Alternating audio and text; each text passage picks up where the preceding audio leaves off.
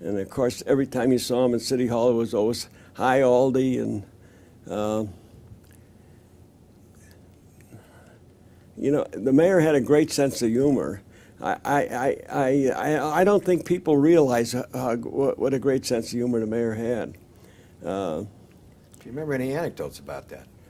Well, first of all, when somebody would say something that was funny, his whole body would shake with laughter when he laughed, I'm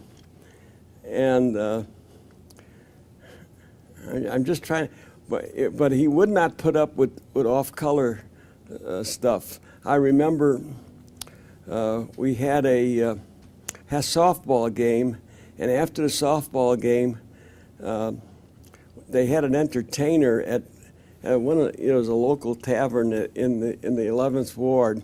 Okay. And the mayor came, and the entertainer started some off-color jokes, and the mayor just picked up and left. Really? Because he did not like off-color stuff, and if you ever noticed, he would defend a guy who might get caught stealing, but he wouldn't defend a guy who would cheat on his wife. That was an interesting thing. He was a family man who just wouldn't put up with that. Mm-hmm. I think the mayor, had he lived in today's society, where that has become sort of a common accepted behavior, he would have been very, very unhappy. He wouldn't put up with that. Mm-hmm. He believed in the family. He believed in family values, and you didn't swear in front of a woman. You just didn't do those things. Right.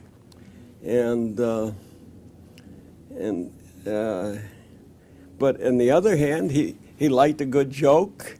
He liked the camaraderie of the fellows, like after the softball game. He'd like to having a beer after the game, and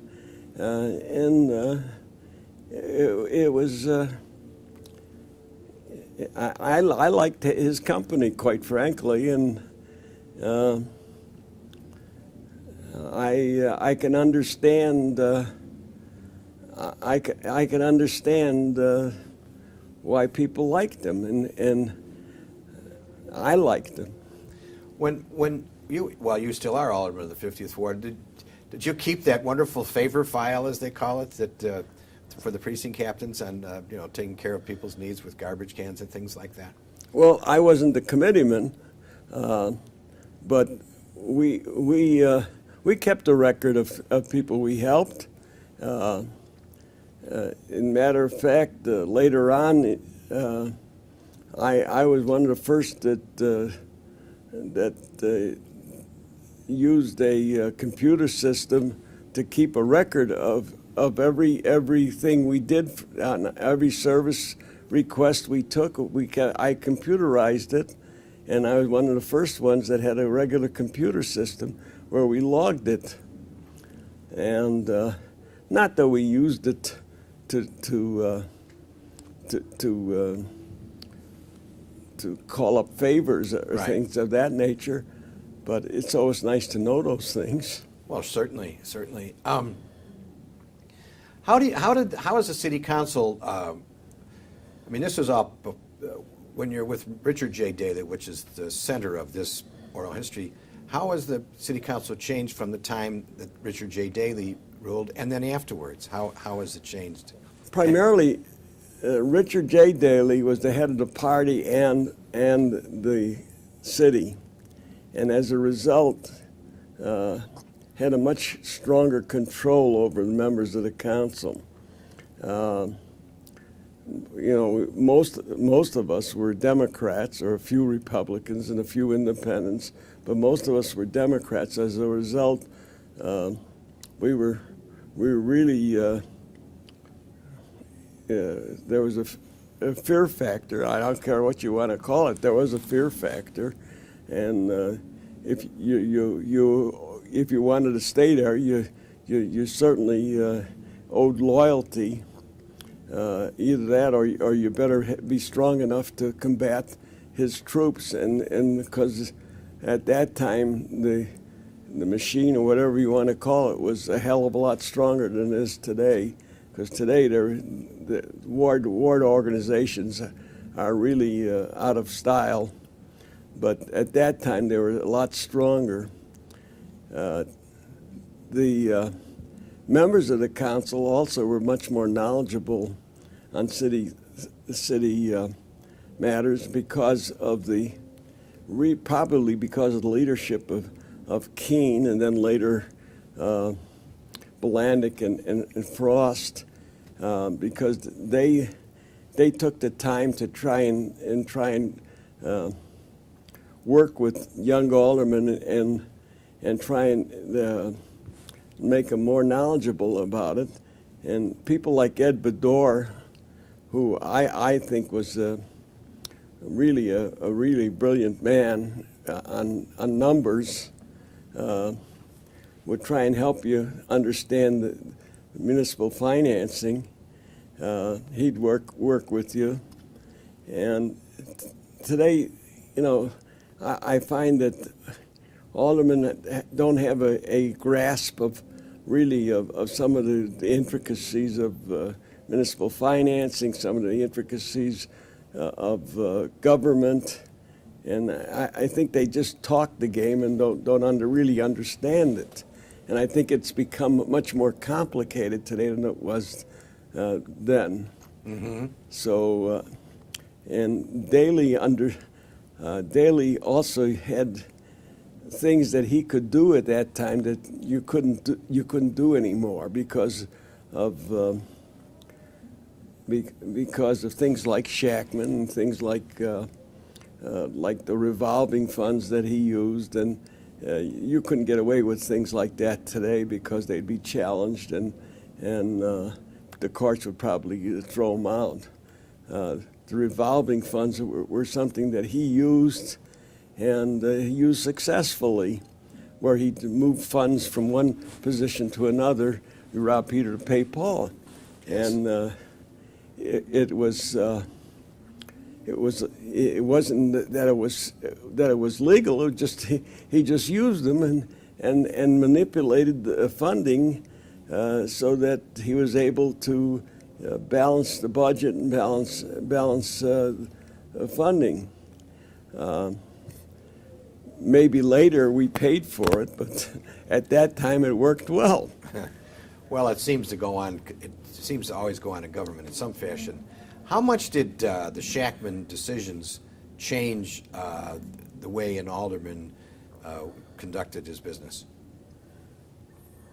I wasn't really involved in the hiring and firing, so it really didn't affect me. That was the committeemen? The committeemen mostly took care of that, and I really didn't. I had no real involvement in that, so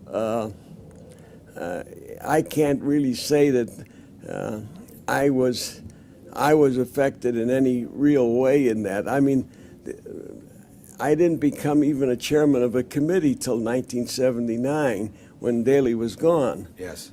The only time I even was involved in any hiring is when when Daley was alive, is when I went to Tom Donovan for my son-in-law, and that was a just temporary job while he was going to college.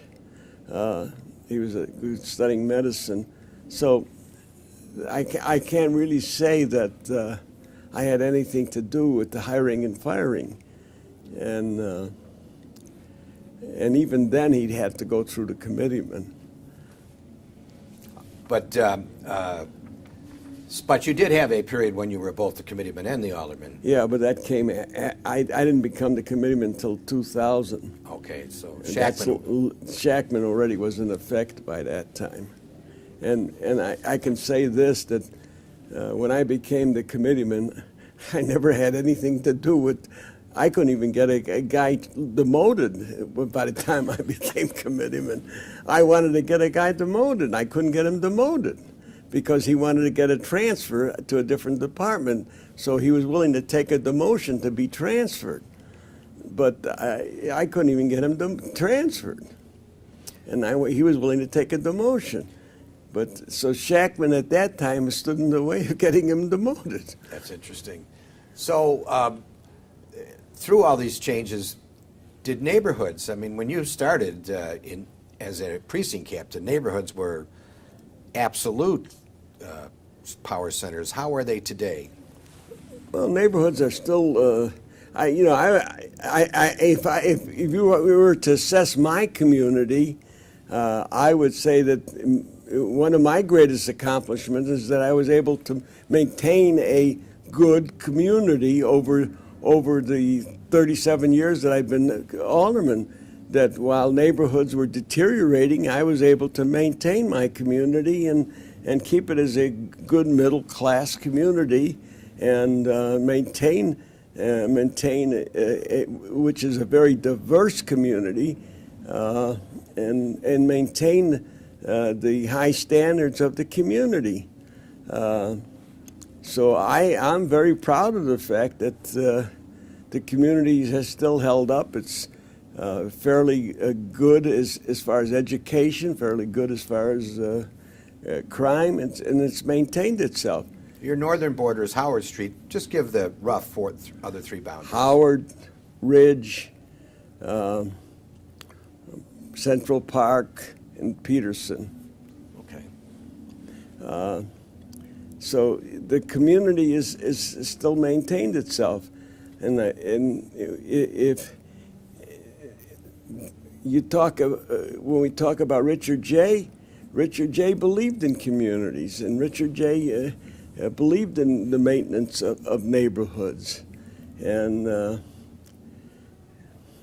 that's the reason that I believed in Richard J. He was a builder. He believed in progress. He believed in development, and that's always been a driving force with me. And I believed in his motives. His son has had some of the same driving forces. Only his son has gone one step beyond in that he's motivated also by the aesthetics. Yes. And not so much by party values, but certainly by the aesthetics. And if there was a major difference between them, there's no party loyalty as far as Richard M., but Richard J. had a party loyalty that Richard M. does not have. What effect would that have on the people that who are served? I've always felt, I felt with Richard J.